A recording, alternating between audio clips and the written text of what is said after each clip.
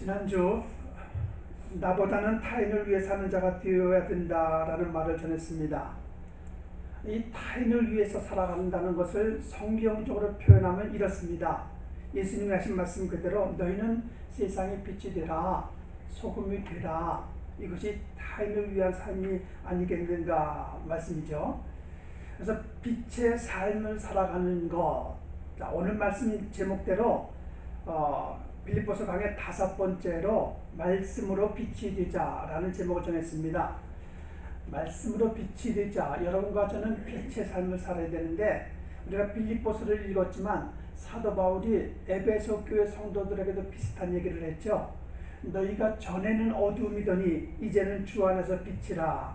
빛의 자녀들처럼 행하라.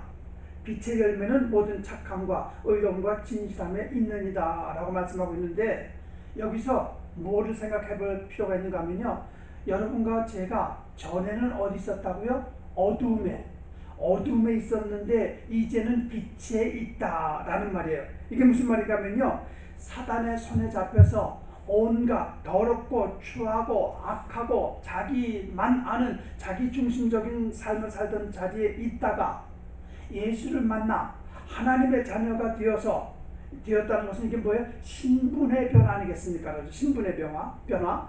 동화 속에서 나오는 거지가 왕자 된 동화 이야기 여러분 아시잖아요.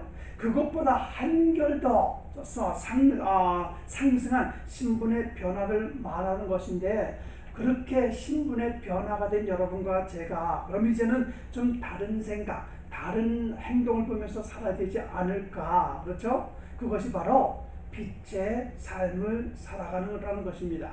빛의 자녀들처럼 살아가라. 자, 그래서 오늘 저는요, 어떤 것이 빛의 자녀로 살아가는 것일까?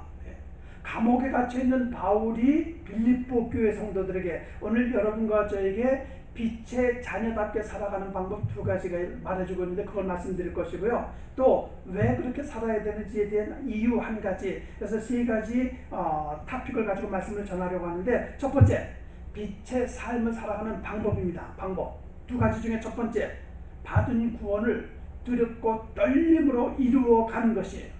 받은 구원을 두렵고 떨림으로 이루어가는 것. 빛의 삶을 살아야만 하는 절대적인 이유가 이겁니다.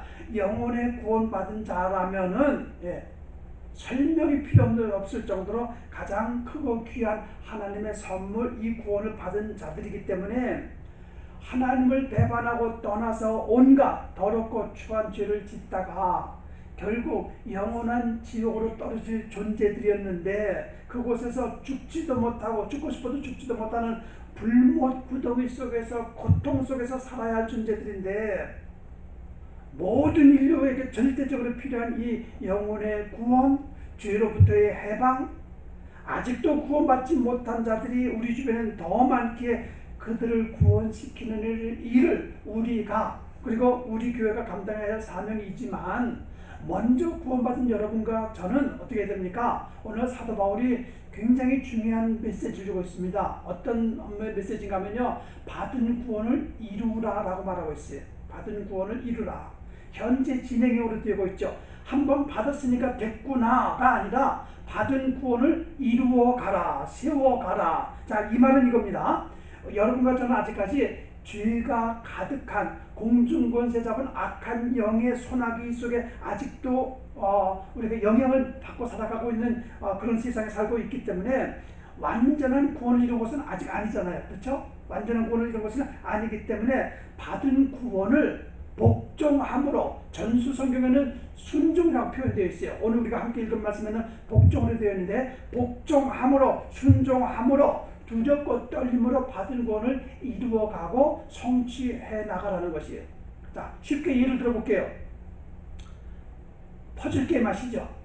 여기 저 장난감 가게 가면 다 팝니다. 작게는 몇십 조각, 많으면 몇천 조각까지는 엄청난 퍼즐 조각이 있는데, 그 퍼즐 조각을 박스에 있는 걸 샀는데 사다가 집에다 갖다 놓고 그냥 산 것으로 그치지 말고 그 퍼즐 조각을 하나하나 맞춰가면서 완성을 이루어가듯이, 완성이 됐을 때 그 퍼즐이 얼마나 멋진 그림이 사진이 나옵니까? 그거 똑같아요. 하나님의 자녀가 된 여러분과 제가 받은 구원, 그 구원의 완성을 위해서 매일마다 순간마다 말씀에 순종하고 복종해 가면서 두렵고 떨림으로 매 순간마다 그 구원을 이루어 가도록 깨어 있으라고 얘기를 하고 있는 것이 바로 이 말씀이라는 거죠. 무슨 왜 이렇게까지 말을 합니까?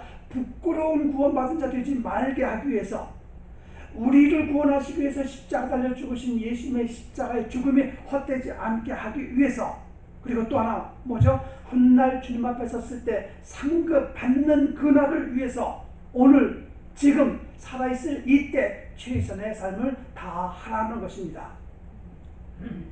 비싸든 싸든 집을 하나 사든지 아니면 무언가 내가 물건 하나 샀을 때 그것을 어떻게 합니까? 잘 가꾸려고 애를 쓰잖아요. 예를 들어서 집을 샀다고 가정해봐요. 집을 샀을 때 그 집을 장만하면 안팎으로 가꾸고 장단을 합니다. 단장을 합니다. 정원에 꽃도 심기도 하고요. 잔디도 깎고요. 실내 디자인도 예쁘게 하고요. 자기 취향에 맞게끔. 그렇죠? 장식품도 또 데코레이션도 이렇게 하면서 집을 꾸며요. 집을 꾸밉니다. 안팎으로 뭐 여러 가지 작업을 해나가면서 집을 아름답게 이쁘게 내 마음에 들게 꾸며나가고 있는데, 밖에도 잡초가 생기지 않게 해서 약을 치기도 하고요. 그렇죠? 계절에 따라 때를 따라 필요한 것들을 공급하기도 하고 이렇게 돌보는 일을 하고 있는 이것처럼 이런 생각을 해봤어요. 잠시 머물 이 세상 집도 우리가 꿈이잖아요. 영원한 집이 아니거든요. 근데 우리는 내가 사는 집을 꾸민단 말이죠. 여러분과 제가 영원히 살 집은 따로 있잖아요. 요한복음 14장에 있는 말씀대로 너희를 위하여 거처를 예비하면 내가 다시 와서 너희를 내게로 영접하여 나 있는 곳에 너희도 있게 하리라. 예수님이 승천하시기 전에 하신 말씀이거든요.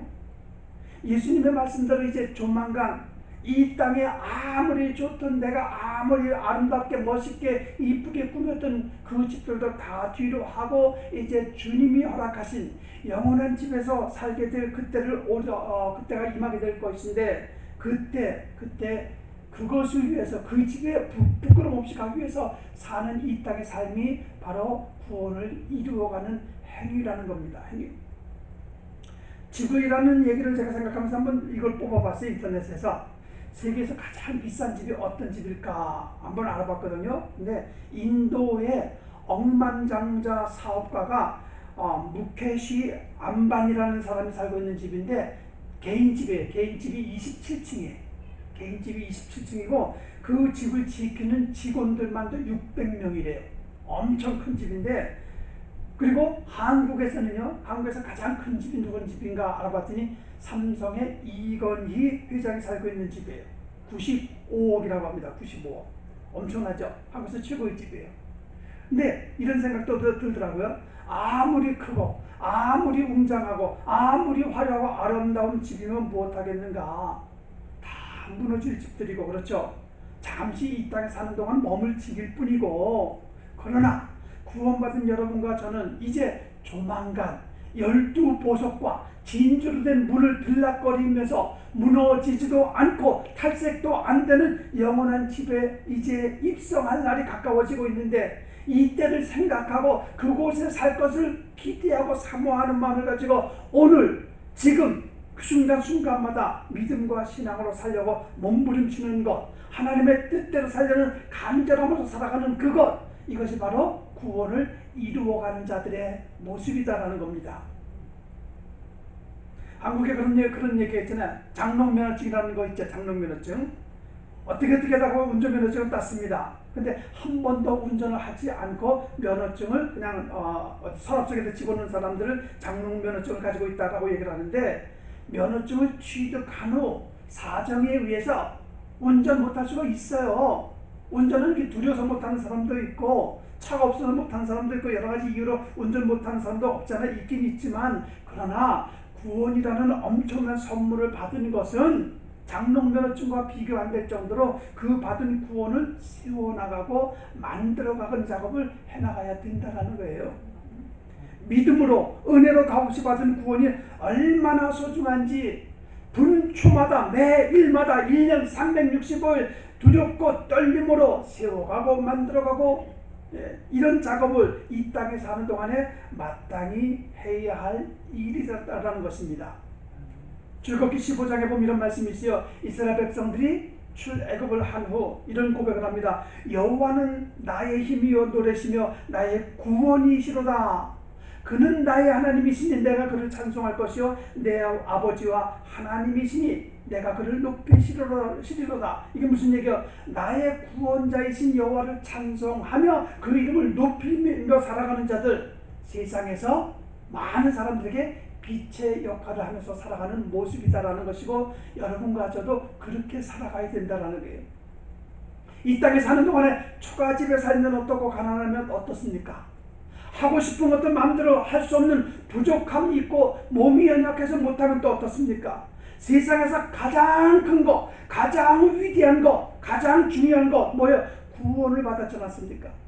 구원을 받았다는 이 감격, 그래서 순간마다 매일마다 감사, 감격, 감동 속에서 살아가는 것, 멋진 인생을 살아가는 자이고 최고의 축복받은 삶을 살아가는 것인데, 그래서 매일의 삶은 뭐예요? 구원의 완성을 위해 퍼즐 조각 맞춰 가듯이 만들어가고 세워져 가는 그 작업을 복종함과 두렵고 떨림으로 완성시켜 나가야 된다는 거예요. 구원에는 3단계가 있다고 말씀드렸어요. 과거 구원. 과거 구원은 언제예요? 내가 죄인임을 인정하고 예수 그리스도를 나의 구세주로 영접하는 순간이 과거 구원이에요. 여러분과 저는 이미 과거 구원을 받았어요. 그러면 지금 현재 구원을 이루어가고 있습니다. 현재 구원을 이루어가고 있는 거예요. 받은 구원을 이루어가고 있어요. 그런 다음에 이 땅의 시간을 마감하고 주님 앞에 서는 그날이 이제 미래 구원, 또 과거, 현재, 미래 3단계 구원에 의해서 우리는 그때를 바라보고 지금 열심으로 살아가는데, 믿음으로 살아가는데, 신앙으로 살려고, 예배 중심으로 살아가려고 애를 쓰는데, 바로 이 과정 sanctification이라고 하죠. 이 과정 속에서 여러분과 제가 낙심거리, 좌절거리 있다 할지라도 거기에서 무너지거나 뒷걸음질하지 말고 전진해 나가면서 말씀 붙들고 기도하는 가운데 주님의 뜻대로 살아가려고 애를 쓰는 이것이 받은 구원을 이루어가는 모습이다라는 겁니다. 그렇게 우리는 매일같이 해야 된다라는 거예요. 그냥 어떻게 하면 되겠지? 이렇게 살다가 마무리하면 되겠지? 이것이 아니라 소중한 구원을, 이 구원을 어떻게 이루어나갈까, 세워나갈까 매일같이 마음 쓰고 매일같이 관심을 가지고 그 문제를 위해서 살아가는 이것이 필요하다라는 겁니다.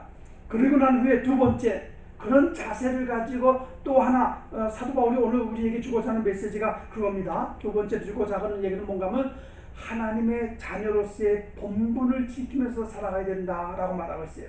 하나님의 자녀로서 구원받은 여러분과 저는 구원받은 자답게 뭐를 지키라고요? 본분을 지키라고 말하고 있어요. 자, 잘 들어보세요. 제가 매우 중요한 말씀을 전하려고 하는데, 성경에는 두 가지 말하고 있습니다. 본질은 뭐예요? 원래의 모습입니다. 원래의 모습. 본질과 본분이라는 걸 말하고 있어요. 본질과 본분. 원래의 모습. 본분은 뭐예요? 지켜야 할 도리죠. 그렇죠? 이 두 가지를 이야기를 하는데, 이것에 대해서 사도 바울이 명쾌하게 설명을 하죠. 갈라디아서 4장에 보면 이런 말씀이 있습니다. 너희가 그때에는, 여기서 말하는 그때가 언제예요? 예수 믿기 이전이죠. 예수 믿기 이전에는 하나님을 알지 못하여 본질상 하나님의 아닌 자들, 하나님이 아닌 자들이 누구예요? 사단의 세력들이죠. 사단의 세력들, 아닌 자들에게서 종노릇하였다. 자, 잘 생각해 보세요. 여러분과 제가 과거에 예수 믿기 전에 얼마나 비참하게, 얼마나 불쌍하게, 처절하게 사단의 종이 되어서, 사단의 노예가 되어서, 사단이 하라는 대로 온갖 추하고 더러운 죄를 지으면서 생각으로, 입으로, 행동으로 그렇게 살았던 여러분과 저 아닙니까? 이게 바로 뭐예요? 그때의 우리의 삶이에요. 그때의 삶. 그래서 본질상 우리는 죽을 존재란 말이에요. 죽을 존재. 본질상 원래 자체가 우리는 죽을 자예요. 죽을 자. 그런 과거, 생각하는 것이나 행동하는 것이 다 모든 것들이 하나님과 정반대되는 비영적인 것들, 그 속에서 살았던 시간들이 있었다니까요. 그래서 에베소서 2장 말씀대로 뭐라고 말합니까? 본질상 진노의 자녀였던 여러분과 저였단 말이죠. 본질상 원래 여러분과 저는 하나님의 진노의 대상이었어요. 진노의 대상. 그러나 이제 예수를 믿는 믿음으로 구원받은 우리는 이제 어떻게 됩니까? 본분을 지키면서 살아갈 것을 말하고 있는데, 다시 말해서 이거죠. 죽었던 본질이 다시 살게 되었으니 나를 살려주신 그분에게 실망되지 않게 하기 위해서 본분을 지키면서 살아가라 라는 말인데, 그러면 이 본분이 무엇이신가 말이에요. 본분은 딴 거 아니에요. 자기 위치를 지키는 거예요. 자기 위치를. 우리 본질은 뭐예요? 죽는 것이 본질이에요. 지옥에 떨어지는 것이 본질이에요. 그러나 예수님의 은혜로 말미암아 우리가 구원이라는 선물을 받았잖아요. 영원한 천국에 살 수 있는 특권을 허락받지 않았습니까? 그럼 이제는 사는 동안에 어떤 삶을 살아야 돼요? 본분을 지키는, 자기 위치를 지키는, 자리를 지키는 자의 삶을 살아가야 된다는 거예요. 부모는요, 부모의 본분을 지켜야 돼요. 남편은 남편의 본분을 지켜야 되고, 아내는 아내의 본분을, 학생은 학생의 본분을, 선생은 선생의 본분을, 목사는 목사의 본분을, 성도는 성도의 본분을 각각 자기에게 주어진 위치, 자리를 지키면서 부끄럽지 않게 살아가는 것, 흠없이 살지 않으려고 애를 쓰는 것, 순결하게 살려고 애를 쓰는 그 모습, 그게 본분을 지키는 거예요. 여러분 스스로에게 한번 질문하고 생각해 보세요. 남자가 본분을 지키고 있는가? 남편으로서, 아내로서, 부모로서, 자녀로서, 성도로서, 직장에서 사장은 사장의 위치에서, 종업원은 종업원의 위치에서 자기 본분을 지켜야 돼요. 내 맘에 안 든다고 당연히 내 맘에 안 들지. 그럼 상대방도 나가 맘에 안 들 것 아니에요. 상대방이 내 마음에 들 때 기다리지 말고 내가 먼저 상대방에게 마음에 들도록 말하고 행동하는 삶을 살아야 되지 않겠어요? 그게 바로 자기 본분을 지키는 거예요. 자기 위치에서. 구원받은 여러분과 제가 지켜야 할 본분이 무엇인가? 오늘 성경 본문에서 14, 15절에서 이렇게 말합니다. 자, 14, 15절 한번 보세요.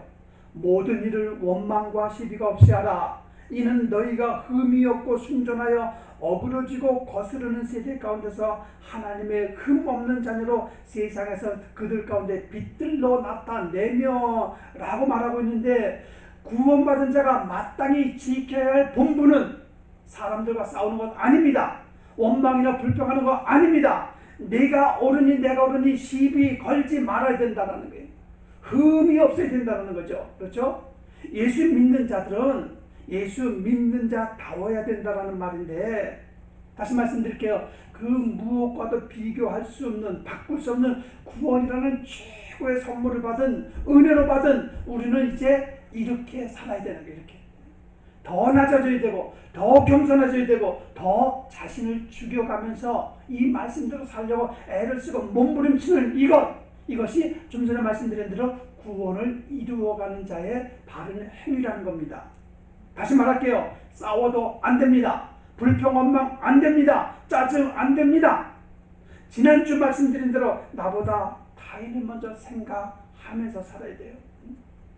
왜 그렇게 살아야 됩니까? 라는 반문하지 마시고, 나는 그렇게 못하겠습니다 라는 거부 반응 하지 말기를 바랍니다. 무조건 해야 되는 거예요. 무조건. 성경이 요구를 하고 있잖아요.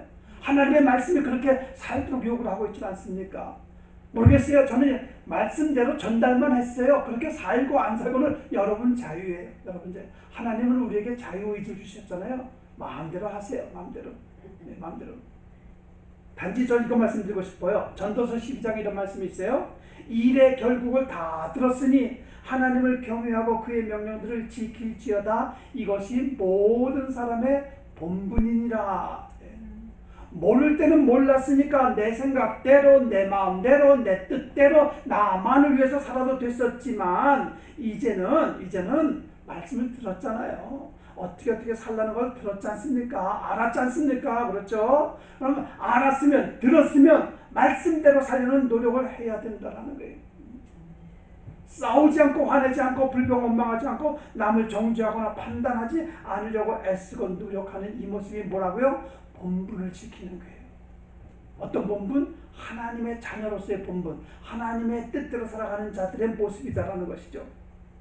본질은 하나님의 진노를 받을 존재였었지만 예수를 믿는 믿음으로 의롭다 칭함을 받은 축복받은 자로서 받은 자답게 본분을 지키는 자, 이것은 뭐예요? 세상에서 빛을 비추는 자의 사람의 모습이다라는 것이에요. 그렇게 살아가는 것을 성경이 요구를 하고 있다는 거죠. 왜 그래야 되는가? 왜 그래야 되는가? 자, 이제 오늘 말씀의 결론을 이렇게 말씀드릴게요. 왜 그래야 되는가? 그렇게 살아야 하는 가장 중요한 이유가 있습니다. 내가 그렇게 살면, 그러면 나에게 오는 현상이 하나 있는데, 그게 무엇인가? 내가 기뻐지기 때문에. 기쁨의 삶을 살 수 있기 때문이라는 거죠. 빌립보서 전체 주제가 뭐예요? 기쁨이라고 말씀드렸어요. 우리 믿는 자들의 전체 삶의 주제가 뭐이 됩니까? 기쁨이 기쁨. 예수 믿는다는 것은 딴 것 아니에요. 기뻐야 된다는, 기뻐야 되는 것.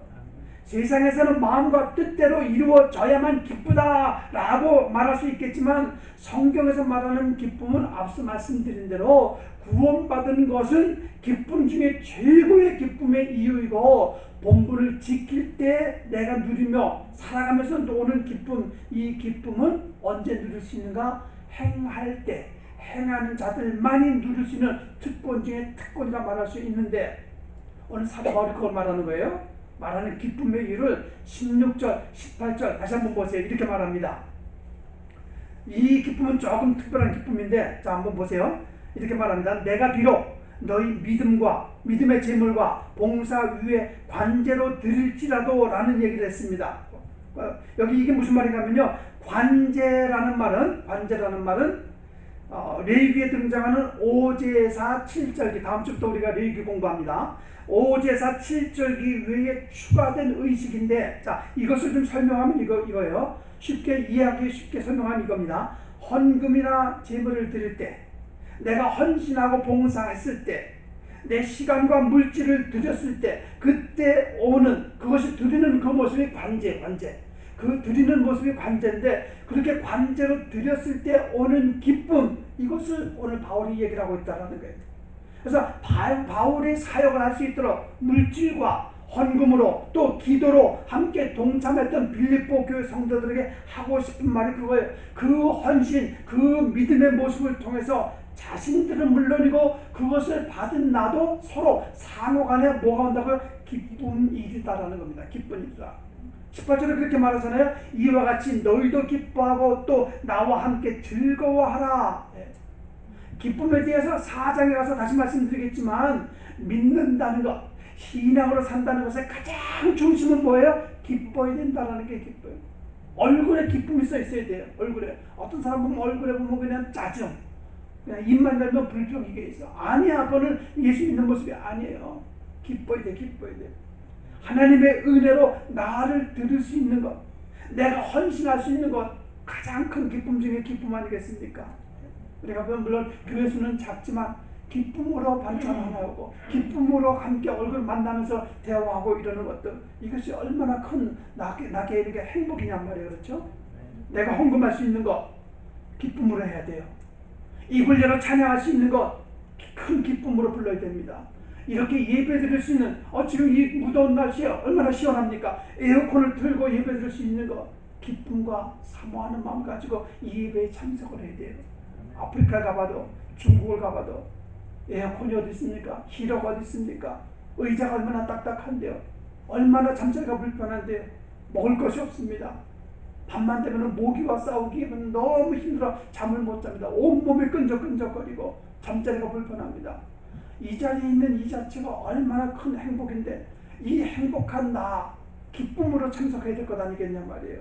지금 내가 생명을 가지고 호흡할 수 있다는 것, 그래서 이 생명을 주님을 위해서 사용하고 쓰임받을 수 있다는 것, 가장 큰 영광스러운 삶이고 큰 기쁨 아니겠는가.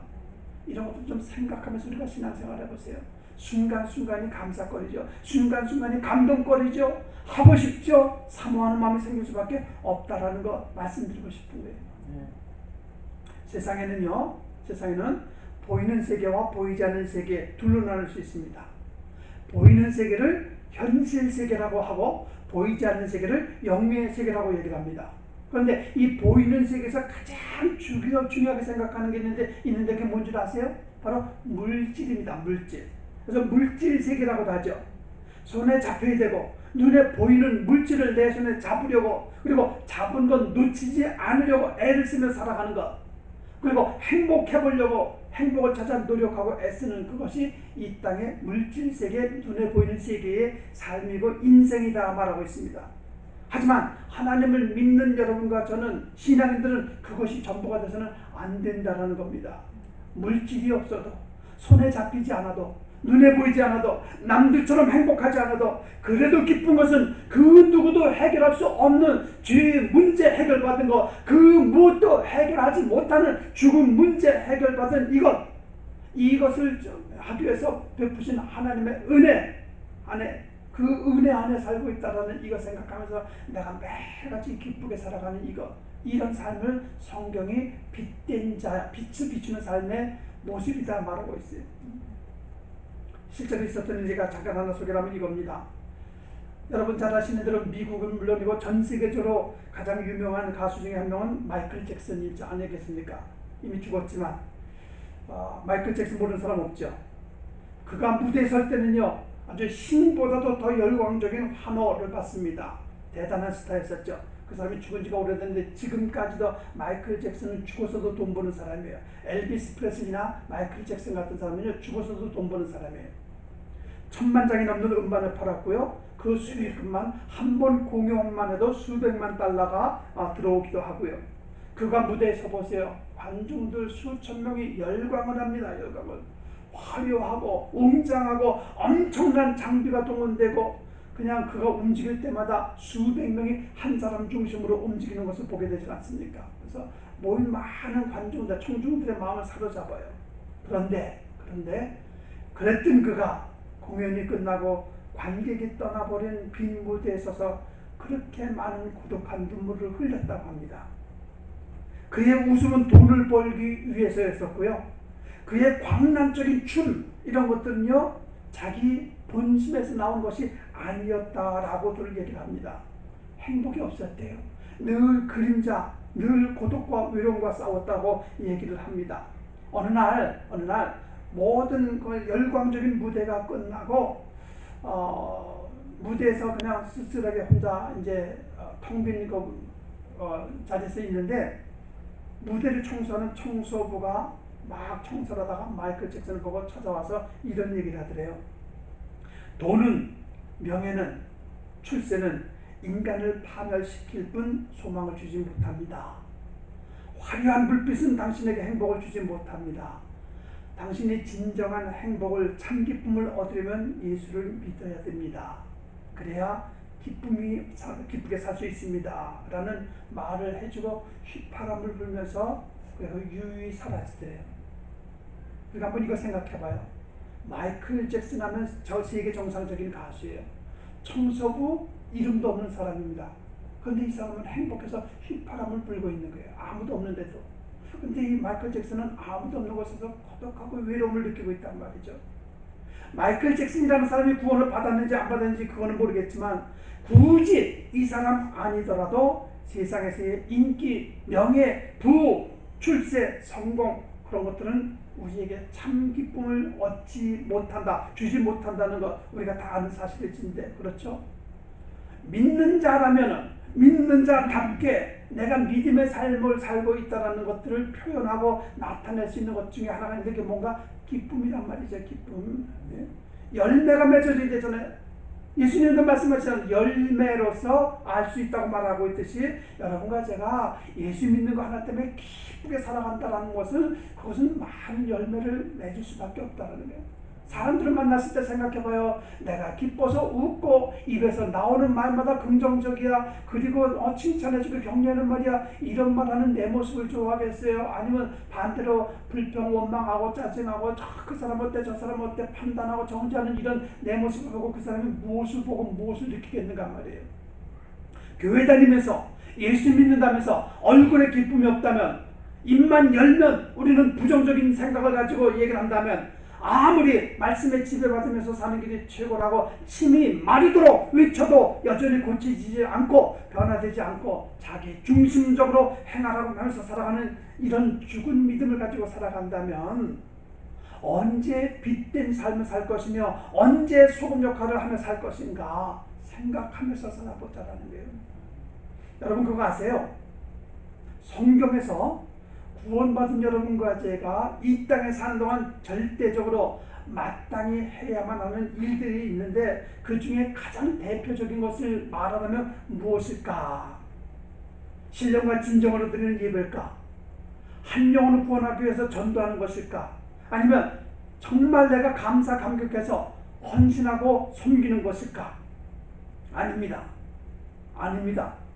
아무리 예배 중심으로 살아도, 아무리 전도를 많이 해도, 아무리 헌신하고 희생해도, 그러나 삶에 기쁨이 없으면, 다시 말해서 예배를 기쁨으로 드려야 되고 전도도 헌신도 희생도 섬김도 모든 그것들이 구원받은 감격 감동에 의해서 내면에서 나오는 기쁨 속에서 감당해야만이 그것이 내 것이 되고 내가 은혜가 될 수 있다는 것이에요.